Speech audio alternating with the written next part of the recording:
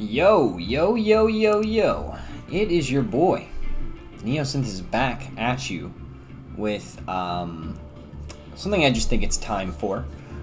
So I made a list the other day, and it's going to be the exact same list, but this is just, I've become a little bit more comfortable with my, with kind of how I want my style to be, how I want to feel comfortable talking. I just want to kind of scroll through my stats. These are not really the most accurate. I just don't think this is right because I don't know. I would love for this to be true, but I think it's not. But without further ado, I thought that it would show my match history there, but I actually have to go. It's kind of a jank way to get to it. There should be an op.gg for this. Can somebody make that?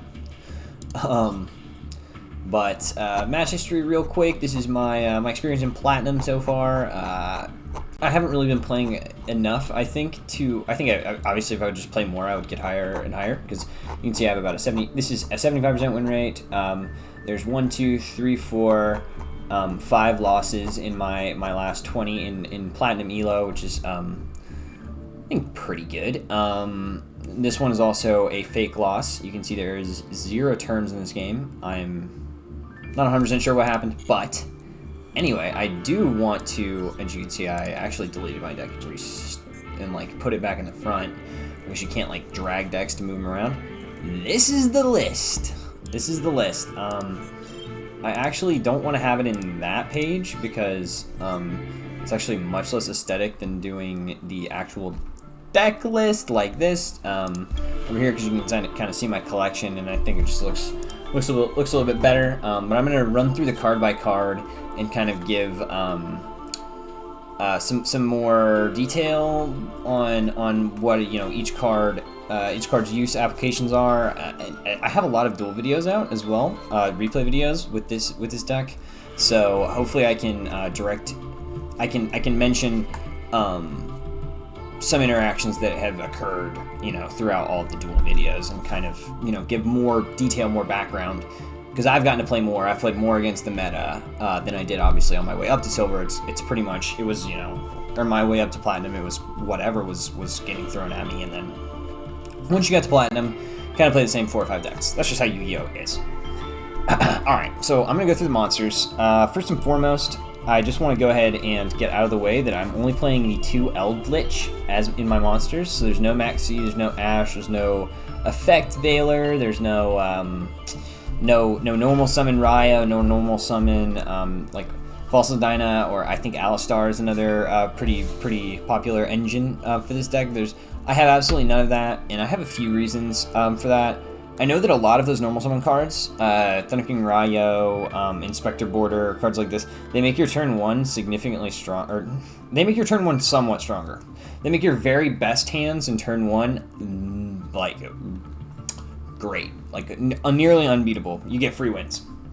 The trade-off you have for that is, if you draw multiples of that card, you're sad, you're really sad if you draw multiple normal summons, or if because it's gonna just hurt, you're not gonna have as much interaction on your opponent's turn. Your going second is significantly weaker because it's a lot harder to normal summon a floodgate monster onto a board that already probably has traps and already probably has monster disruption, or and then they've dug through their deck potentially as well, so they've maybe found hand traps that they didn't have on the very first turn, they wouldn't have had on the very first turn. Some decks can even search hand traps. That's neither here nor there, but basically, not having any monsters in my deck allows me to make my going first very, very strong, and my going second, I think, improves a lot without having. It's kind of a trade-off because Maxi and Effect Veil, Ash Blossom, cards like this would be really good going second. So there's like the two different problems here with the monsters in the deck. There's the monsters that you want to normal summon, and then there's the monsters you want to discard from your hand. And I think neither one of them are worth playing. For some reasons I'll explain a little bit longer, I think, at the end of the profile. Or I guess I can just kind of I'll get into them once I get through all the card by card, I suppose. not really. I think I need to explain why I don't play the Max C's and the Ash Blossoms and the Effect Veilers and Nibiru and all these really good going second cards. Even though I feel like 90% of the players in this game are going to blind going first, which means about 50% of the games you should go. Well, about 60% of the games you should really get to go.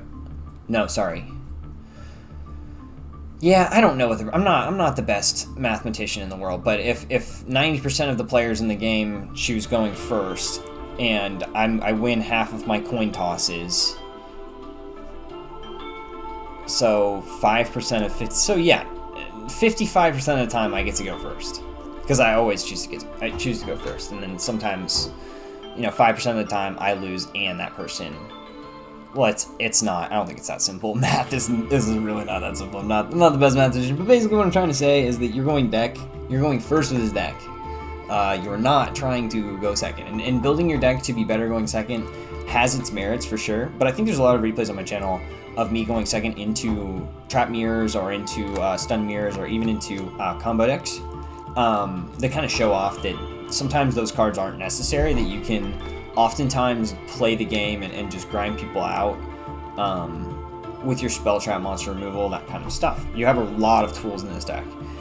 So I feel that the hand traps are not particularly vital. And then the second reason that I have, and this is like the most important reason, is that when you're in a very simplified game state, which is essentially what this deck is trying to do. It's trying to simplify the game state and strip it down, and just shave it down, and so you're winning the game by summoning a 2500 beater every turn, which is not normally how you win the game, but because this deck has such good resource management, it has so much good disruption, like I'll get into all of that, but you are oftentimes in a situation where you have no cards in your hand because everything was set to the field.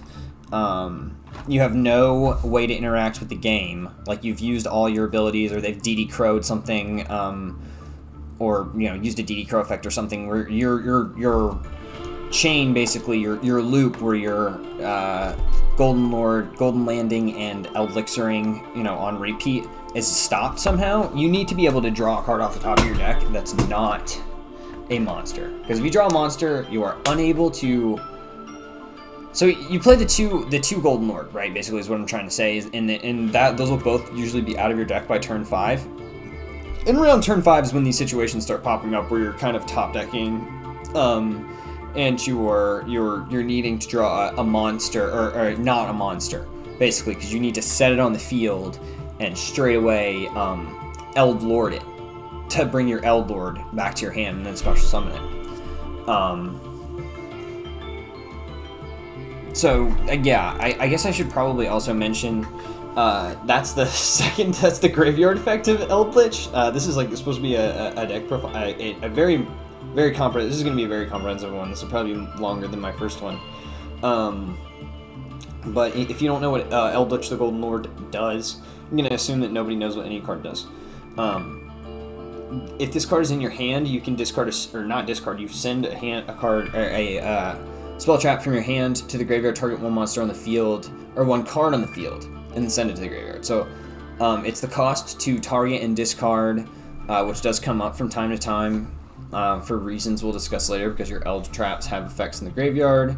Your specifically your Golden Land, or your Eldlixir traps have really good effects in the graveyard. And then the secondary effect that I already mentioned about popping a card that you control, a spell trap you control, which is just something on the field. You can set a duality and extravagance. Like sometimes you do literally have to set you wouldn't set extravagance, because obviously you just draw more cards, or you don't have the cards in your extra deck and you can't. But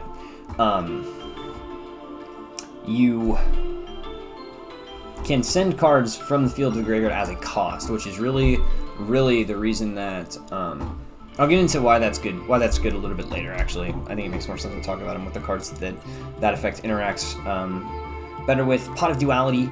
This is a card that came out in 2012. You excavate the top 3 of your cards of your deck. If you don't know what excavate means, you just basically look through the top 3 cards of your deck, and you get to choose one. And then the other 2 are shuffled back into the deck, but you can't special summon the turn you do this. So this is really quite good on turn 1.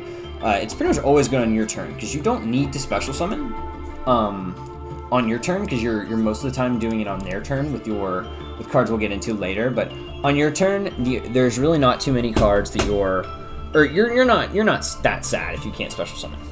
It doesn't affect you that much, and it's better to be able to dig down and get a crucial card. Pot of Extravagance. If you don't know, you banish the.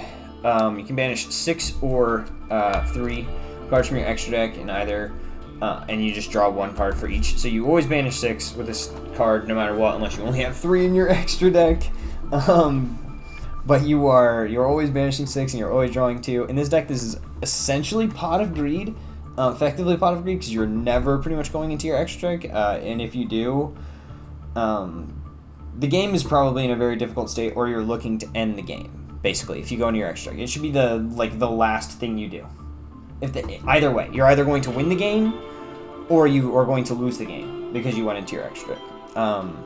The game should either literally be over instantaneously, like you're gonna OTK them with cards I'll talk about later, or you just have lost and you are digging for any way back into the game, with some exceptions. That's for the XCs. The links are a little bit of an exception, but we'll get into that further down the line. I'll talk about Eld cards altogether. I just want to get through the Pot Brigade, as I've coined it. We only run 2 Pot of Prosperity, 2 Prosperity, 2 Duality. This is I'm taking a lot of inspiration from Japanese players. They like to do this 2-and-2 ratio. It makes sense for these cards because you can't activate more than 1 per turn typically, of each of the card. Well, Duality and Extravagance, I believe, are hard, or Duality and Prosperity are hard once per turns, as well as Extravagance being a hard once per turn in a different way. You can technically activate another Pot of Extravagance, but you only have 1 main phase 1 per turn, so you technically can't. I don't know if that makes sense, but it's a hard once per turn in like a workaround way. Like, it doesn't say on the card you can only activate 1 Pot of Extravagance per turn. It's actually way more restrictive than that, which I think is what makes this card balanced. But you're never really comboing off and drawing cards any other way, so you pretty much are always good to start off with your Extravagance.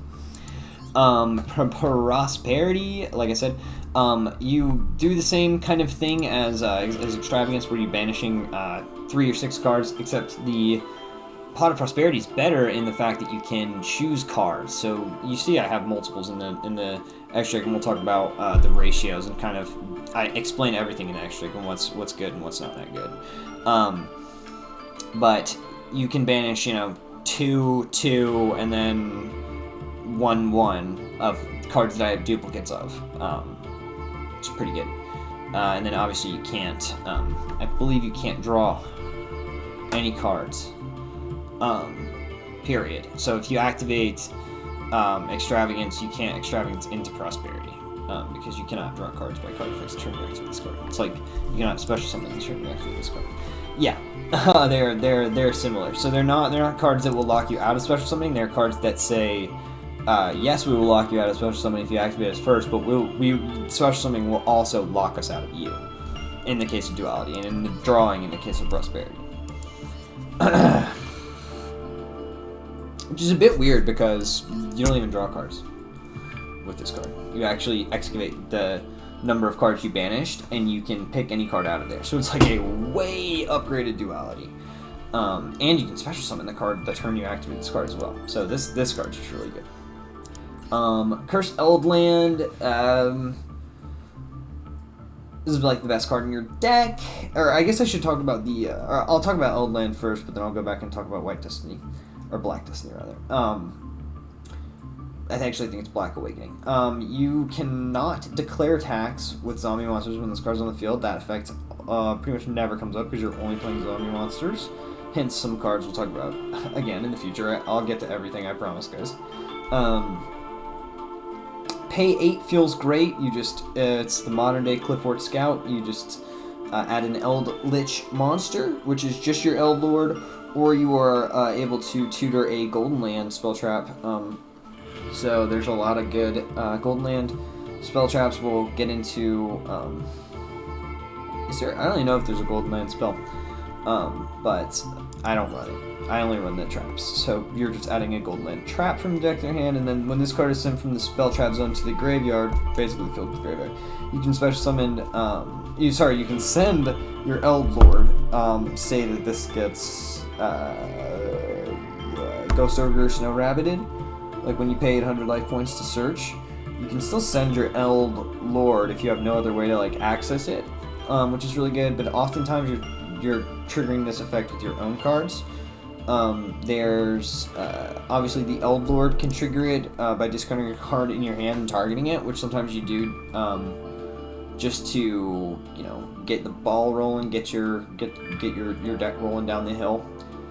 You can discard cards that have a lot of cards have effects in the graveyard. The cards we're just about to get into all those. We're about to get into a couple of those, the first examples of this, but and then that will send a Golden Land spell trap or Eldritch from your deck to your hand. Most of the time you're sending a Golden Land spell trap because when you send one of those, they have end phase effects that allow you to plus as well, and we'll get to those cards when I get to those cards.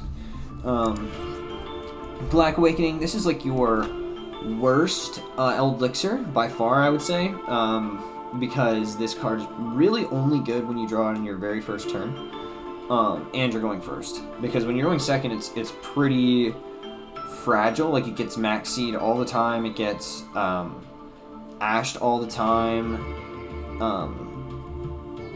Vanity's Emptiness is the quickest flip of your entire life. Imperial Order is the quickest flip of your entire life. Judgments, like there's a lot of things that this card eats all day, every day. And it's the worst one because it special summons it to defense, so you can't even use it to tack on more damage. Which is like the whole point of special summoning cards from your deck most of the time, I feel. But it's definitely necessary because you just want to have enough different names of the Eldlixir cards in your deck that you can use to set from your Golden Lord strictly, your Golden Land cards directly from your deck, which I'll get into just eventually later. I promise we'll get there. When this card's in your graveyard, during your turn, you banish this card, and you can set a Golden Land spell trap from your deck. All the Eldlixirs have the same secondary effect, and I believe they all have the same restriction.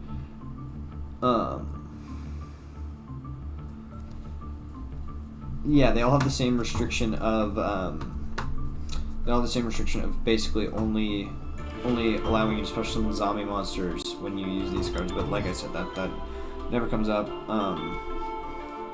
Just like with the Golden Land, that just about never comes up. That's relevant.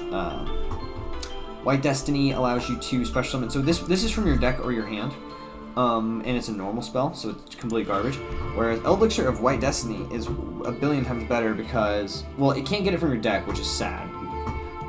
You wish that it said deck or graveyard, because we'll get into a card that says deck or graveyard. But this card said deck or graveyard.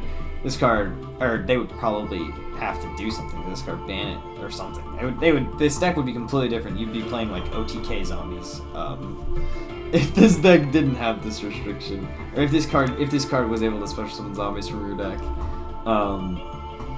It'd change a lot. But it just summons it from your hand or your graveyard. This card's way better than White Destiny because you can use it during your opponent's turn.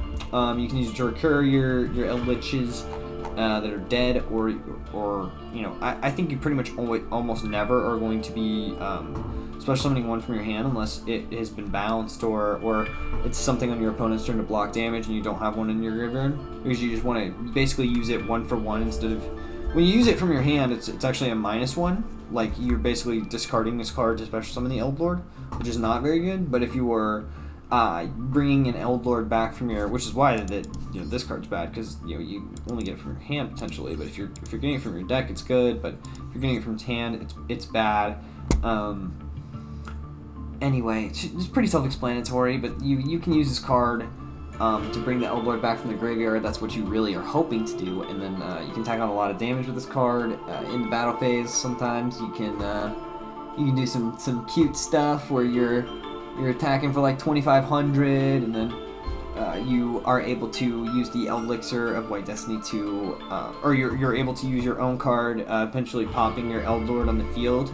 Say you don't have another Eldlord, and then you use the Elixir to bring it back from the graveyard, and you can just activate this card straight from your hand on your turn, which is really, really strong.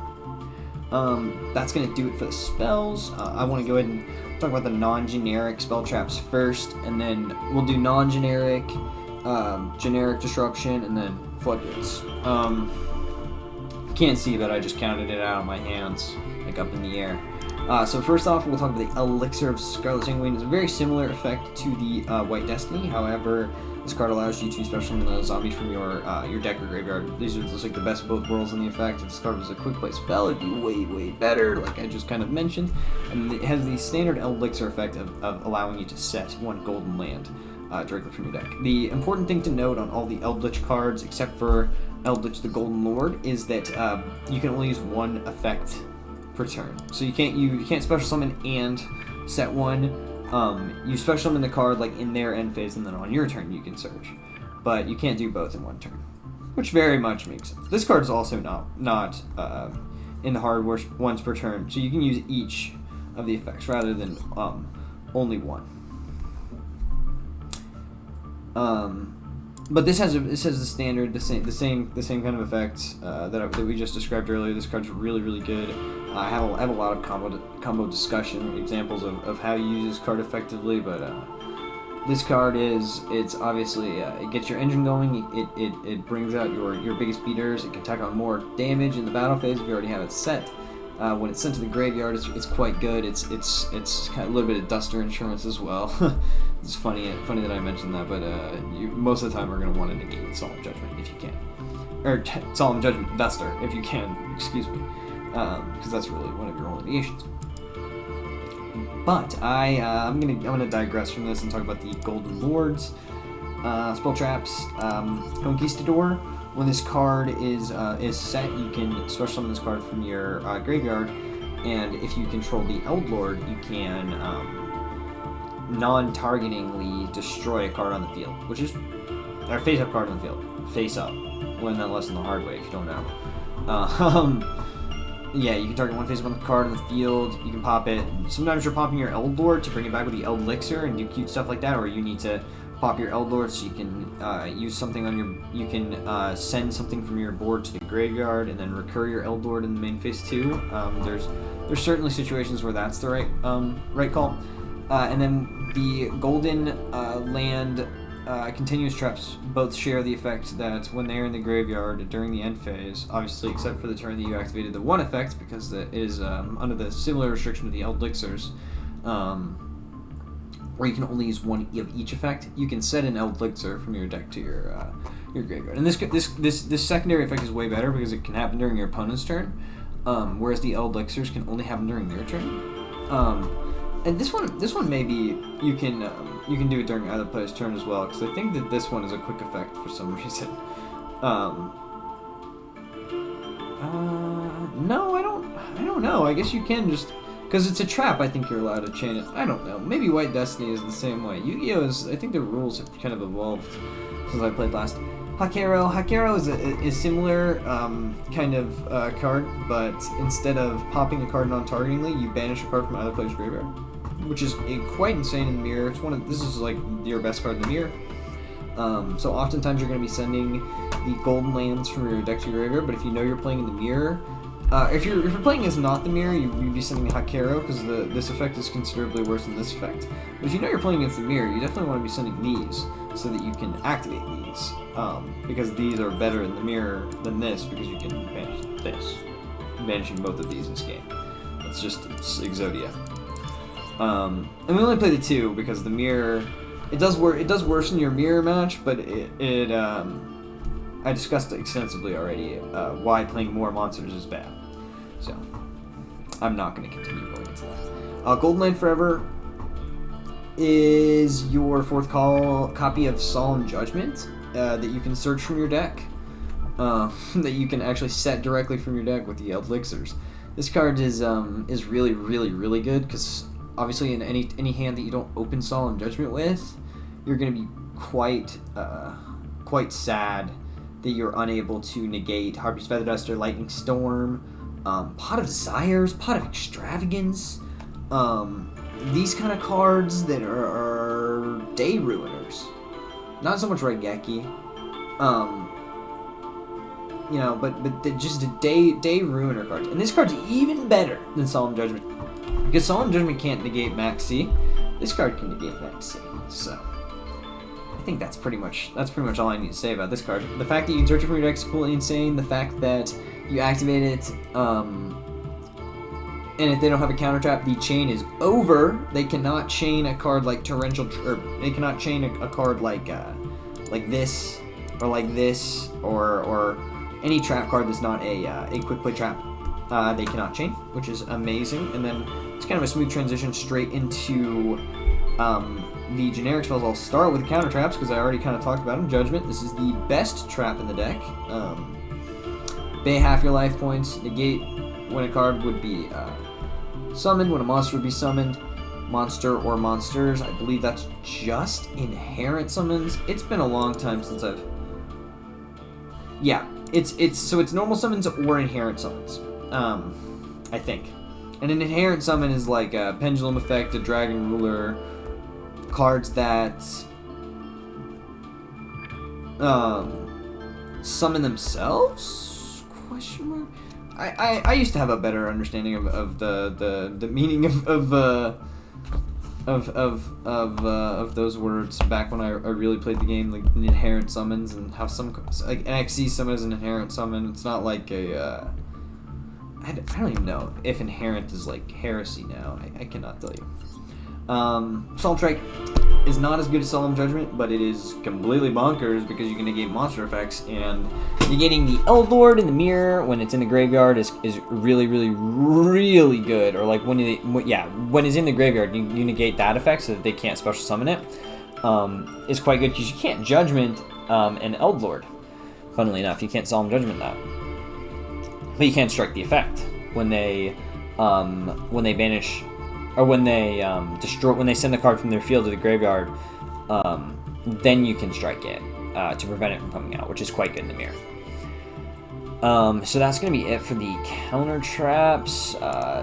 2 Torrential Tribute. If you don't know what TT does when a monster is summoned, same kind of thing as or it's a little bit different. When a monster is summoned, destroy monsters in the field. It's good to do this. This card's good. This format, disruption against the best decks can be quite good. And a lot of the times you're going to Torrential Tribute with a Solemn Strike or a Golden Land Forever, or a lot of different cards that maybe some of the Floodgates set or whatnot that are going to lock your opponent even further out of the game.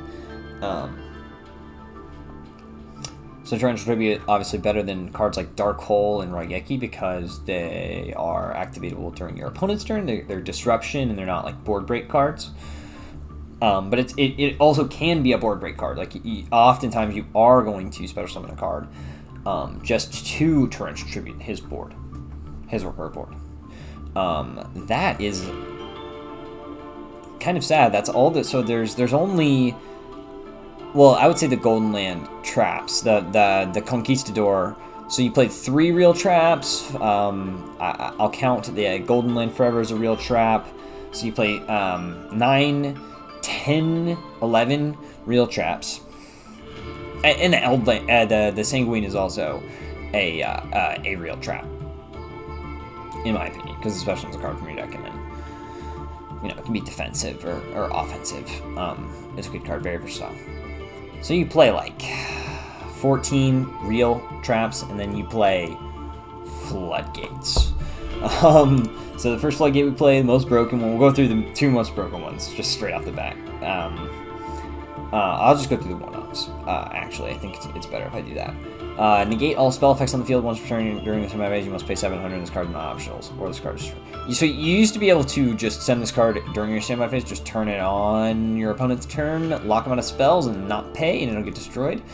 We do a similar thing in this deck. ELDLICH is very unfair and can send cards from the field to the graveyard for its cost to special summon itself from the graveyard. So say you are lucky enough to top deck a Pot of Prosperity, and you have an Eldlord in your graveyard and an Imperial Order on the board. Oh no, how will you ever activate, like, you just negated a spell for him, for your opponent. He's absolutely malding about it. You're malding because you can't activate your Prosperity. Oh wait, you can! You just send it from your field to the graveyard for the Eldlord effect, and boom, you're rocking and rolling. It's gone. You're drawing, you're digging through the top 6 of your cards of your deck. You found your Judgment to protect your set 3, because he couldn't duster you after you Imperial Ordered, you know, his something that he was using, like Lightning Storm. You Imperial Ordered Lightning Storm, and he can't chain Duster or anything. So you find the Judgment. Your opponent's like, yes, the IO's gone. You just found the Judgment, so you just win the game because of that. Floodgates are specifically very, very, very, very strong in this deck because of this card. Another card that is completely unfair in this deck is Vanity's Emptiness. The fact that Eldlord is worded the way that it is makes this card this is the most synergistic deck in the game for this card, because you can use your Eldlord in the graveyard using its effect to send this as a cost, because the actual effect of Eldlord is to add the card back from your graveyard to the hand, and then after that you can special summon. So you use the Eldlord effect to add it back to the hand, sending Vanity's Emptiness in the process, turning Vanity's Emptiness off. The Eldlord effect resolves. Eldlord is going to be able to special summon himself, get that 1000 boost. You just Royal Oppression your opponent, and you just turned it off on your turn for free. The reason this card is so good is because you so easily turn it off. I mean, you can turn it off with Prosperity, and you can turn it off with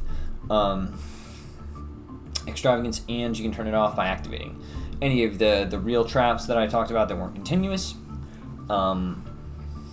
Because the continuous ones obviously will not work in this situation. Vanity's Emptiness, quite good. Neither player can special summon monsters, but if a card is sent from the deck or field to the graveyard, destroy this card. So that's why I say that the spell cards are out, so you can activate them and the card will destroy itself. But you can also destroy with the Eldlord effect, which is why this card is so good, and why this deck is the best stun deck in the format. Anti-spell. I recently put out a new replay, or maybe I haven't put the replay out yet, of just how good anti-spell can be in making your very best hands better, and I feel that it never contributes to your worst hands. So what I mean by that is, like, if you're drawing anti-spell fragrance, even in a completely dead matchup, usually you can just chuck it for your either your Eldlord effect in the hand, discard it, or you can set it and use your Eldlord as fuel that way. But it completely, it gives you like another option of your floodgates. So say you already have there can only be one skill drain rivalry all active, and we'll get into what those do in a moment. I'm sure most of you already know. But this card is just an additional layer of you can't play the game versus me. Like a lot of decks have like. Even like in a situation where you have one Judgment and they have like Lightning Storm and a Harpy's Feather Duster, you can Judgment. Well, not in this situation. That's actually a bad example, because you can't chain trap cards to continuous trap cards that aren't, or you can't chain trap cards to counter trap cards that are not counter trap cards themselves. So never mind what I just said right there. But this card is quite good. You used to be able to activate continuous spell, continuous traps in your opponent's standby phase. And this card was way better then. But now you are not allowed to do that. I don't know if that's just a Master Duel thing or what, or if that's how the OCG has always been, or if that's how the TCG is. But this is just an insane additional floodgate against any spell trap deck. Sky Striker. Tri-Brigade hates this, VW hates this. The Mirror Match doesn't really like that much. It's not the best card in the Mirror, and I think I've talked about how it's kind of poor, but if I was playing my deck into this and this was activated turn 1 on me, it's definitely a feels bad moment for sure. Assuming that I drew one of my 11 spells. The next card, we only played 2 of this. There can only be 1. In the original list that I took inspiration from a Japanese player, he ran 3 There Can Only Be 1, which I can understand why he does, because this card is one of the most powerful cards in the deck. And seeing this card in Rivalry and the War of the Warlords in the same hand is oftentimes a completely unoutable lock for your opponent, which will result in a free win. But I have my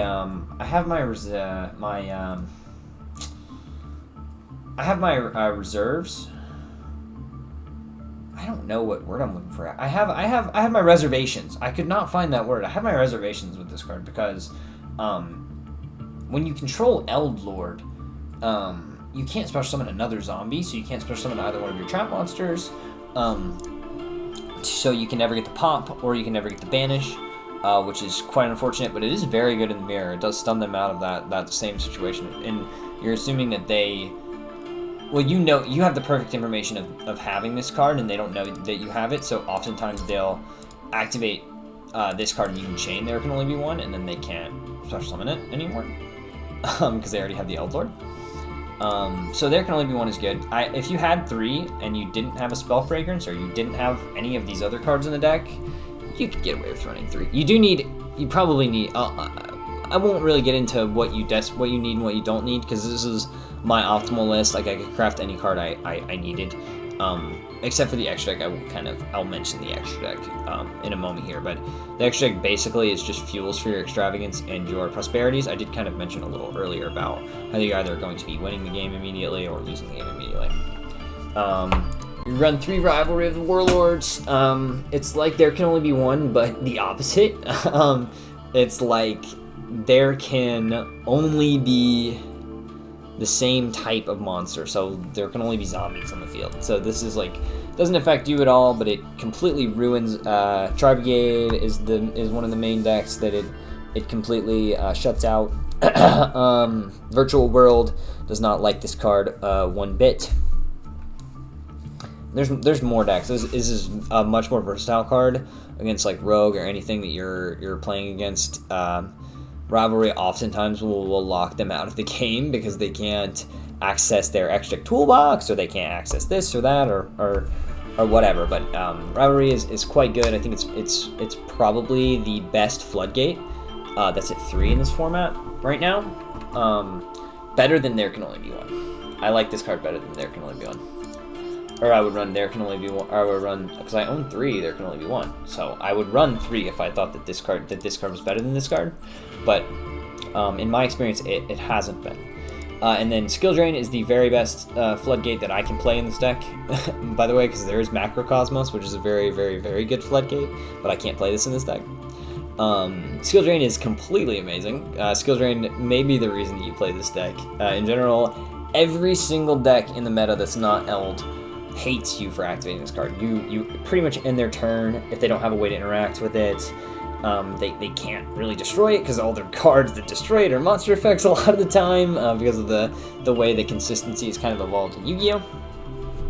But anyway, that's gonna be the main deck. Moving on to the extra deck, I run I run cheaper cards in the extra deck. I want to talk about the cards that I think you absolutely need, which I would definitely say you need 2 Link Spiders, and you need 2 Imduck. A lot of the time, you special summon the continuous traps on your opponent's turn, and you need to link them away on your turn to make, just to make them live for the end phase setting effect. Because you use their first effect on your opponent's turn, so you want to have in the end phase, that +1 that you're basically getting, because you're linking for 1 card, and then in the end phase you're getting another card set to the deck. These could be any link ones. Imduck is actually a good card, so I give a thumbs up to Imduck if you wanna take a chance, because you can Catastor any card that this points to. Hey man, people don't play around zones at all. The 3 Volcanosaurus, craft it. It's normal. You can attach 1 card, target 1 face-up monster your opponent controls, destroy it, and then you deal damage to your opponent equal to the original attack. Quite good. back in the day, still kind of good. Card can't attack, but you are overlaying this card on top of it, which basically you can just special summon it on top of a rank 5 for free. And it's just a 2600 piercing. Shark Fortress. I don't know why people aren't playing this card. This is actually the best rank 5 in your extra deck, because you can detach this card. You can detach a material from this card. Target one face-up card on the field. Ideally, your Eldlord that has been brought back with its own effect, boosted by 1000. Sitting at 3500. 3500 can attack twice into an open board for 7000 damage. And then you are able to, just like I mentioned before, make the Gaia Dragon, the Thunder Knight, the 2600 beater on top of this. You don't actually have to do that. Say if you accidentally banished it off of an extravagance, this card doesn't have any restrictions to be able to attack itself. So you know that would be game. Would be 9,400 damage. But say he had 9,600. 200 more damage never hurt nobody. Or say he has a defense position monster that you want to try to, it has less than 1,600 defense. You can win the game because this card has piercing battle damage.